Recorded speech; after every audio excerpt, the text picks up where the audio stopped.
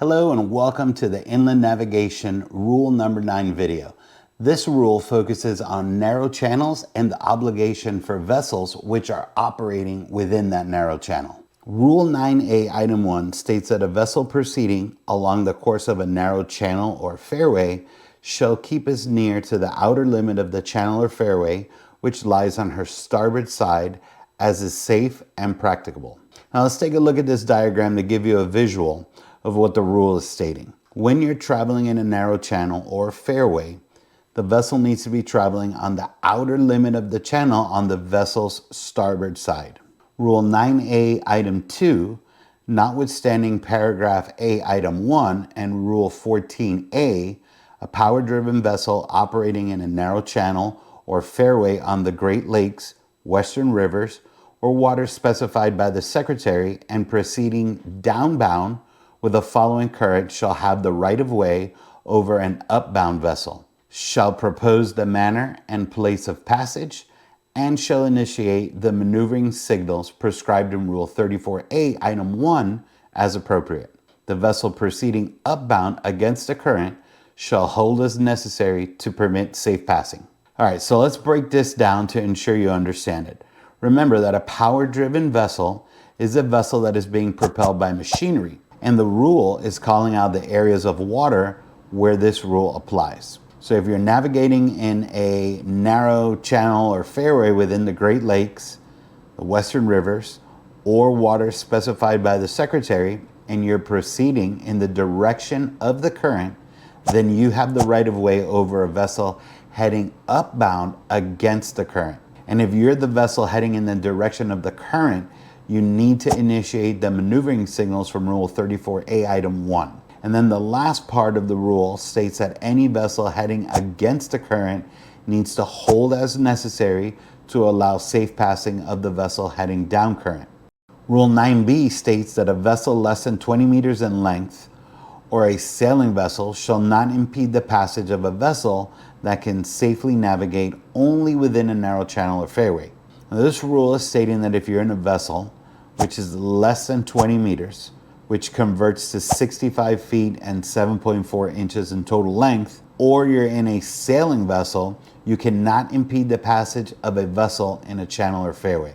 Now let's take a look at this video. I like this video as an example because you can see this vessel is navigating through the river, and the other vessels which fall under that criteria are staying clear of the larger vessel, allowing them a safe passage through the river. Rule 9C states that a vessel engaged in fishing shall not impede the passage of any vessel navigating within a narrow channel or fairway. Now, this is a simple one. It basically just means that a vessel engaged in fishing cannot block other vessels in a channel or a fairway. Rule 9D states that a vessel shall not cross a narrow channel or fairway if such crossing impedes the passage of a vessel which can safely navigate only within that channel or fairway.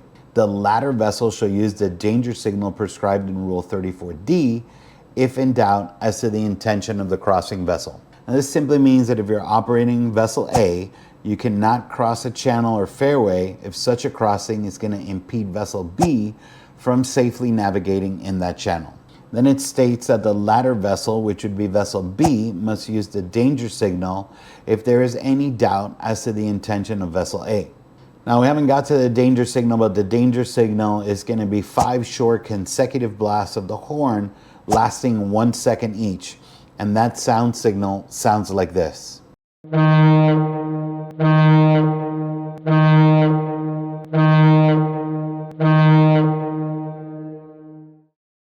Rule 9E Part 1 states that in a narrow channel or fairway, when overtaking, the power-driven vessel intended to overtake another power-driven vessel shall indicate her intention by sounding the appropriate signal prescribed in Rule 34C and take steps to permit safe passing. The power-driven vessel being overtaken, if in agreement, shall sound the same signal and may, if specifically agreed, to take steps to permit safe passing. Now, if in doubt, she shall sound the danger signal prescribed in Rule 34D. So what this is stating is that if vessel A wishes to overtake vessel B, then vessel A would need to sound the horn indicating which side they intend to leave vessel B on. then vessel B would need to sound the horn to indicate that they agree and that it is safe to proceed. Now don't worry about all of these sound signals, we haven't covered them yet, but all of this is covered in Rule 34. Rule 9E Item 2 states that this rule does not relieve the overtaking vessel of her obligation under Rule 13. Now this simply means that when you are overtaking another vessel, you must keep out of the way of that vessel that you're overtaking. So in this example, vessel A is overtaking vessel B, so they must keep out of the way of vessel B until they're past and clear of vessel B. Rule 9F states a vessel nearing a bend or an area of a narrow channel or a fairway where other vessels may be obscured by an intervening obstruction shall navigate with particular alertness and caution and shall sound the appropriate signal prescribed in Rule 34E. So this is stating that when you are operating in a channel or a narrow fairway that has a bend where you could be obstructed and not see oncoming boat traffic, you need to sound the appropriate sound signal. This is an important one because when you sound the sound signal, it alerts the oncoming traffic that you're around the bend and that you're approaching the bend. And this action is going to ensure that the other vessel is aware of your vessel and prevents a risk of collision at the bend. Rule 9G states that every vessel shall, if the circumstances of the case admit, avoid anchoring in a narrow channel. Now this is a pretty common sense rule, and what it's stating is that every vessel shall avoid anchoring in a narrow channel. Now if you were to anchor and you were to do this, you're creating a huge risk for yourself and for other boaters. I see so many boaters anchor right outside the mouth of the channel on my marina, and that's such a dangerous place to anchor because every boat has to travel right through that mouth of the channel to go in and out of the channel.